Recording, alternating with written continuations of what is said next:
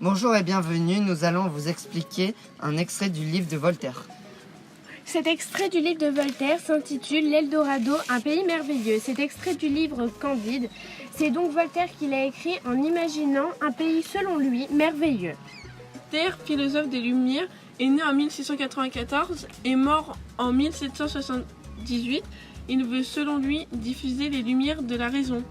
Il veut diffuser ses idées en écrivant des textes, des livres, des articles pour l'encyclopédie. À travers de nos recherches, nous avons trouvé une problématique qui explique les idées de Voltaire. Notre problématique est: pourquoi Voltaire imagine-t-il des sociétés idéales?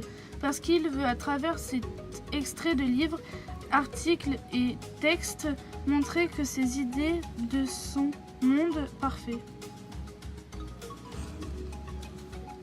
À travers ce texte, Voltaire fait paraître sa société idéale. Sa société idéale est vraiment que, en fait, par exemple, que le roi et les citoyens sont au même niveau et que le roi n'est pas plus grand, ne se sent pas plus grand en fait que les citoyens, parce que justement, entre les citoyens et le roi, à cette époque-là de Voltaire, vraiment, le roi devait dominer, le roi avait plein de pouvoir, alors que là, justement, on voit qu'il n'a pas tant de pouvoir que ça, parce que même dans le texte, on voit qu'il dit même qu'il embrasse le roi des deux côtés, donc ça veut dire qu'en fait il lui fait la bise, et du coup ça montre vraiment que les citoyens et le roi sont au même niveau. Ensuite il dit également qu'il n'y a pas de palais de justice, donc ça veut également dire que tout le monde est gentil, tout le monde ne vole pas, tout le monde respecte en fait les règles du citoyen.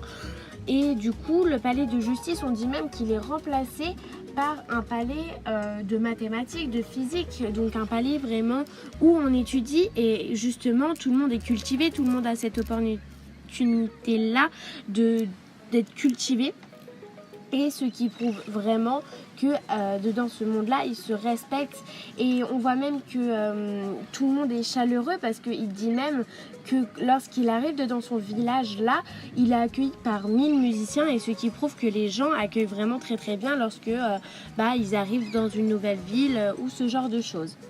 En décrivant la perfection de ce monde, il décrit l'imperfection de son monde à son époque. Donc, c'est une utopie, car vraiment on voit qu'il décrit l'autre monde comme parfait, et du coup on peut voir que dans son monde c'était vraiment pas parfait, et du coup il décrit vraiment la perfection comparée à son monde de l'imperfection.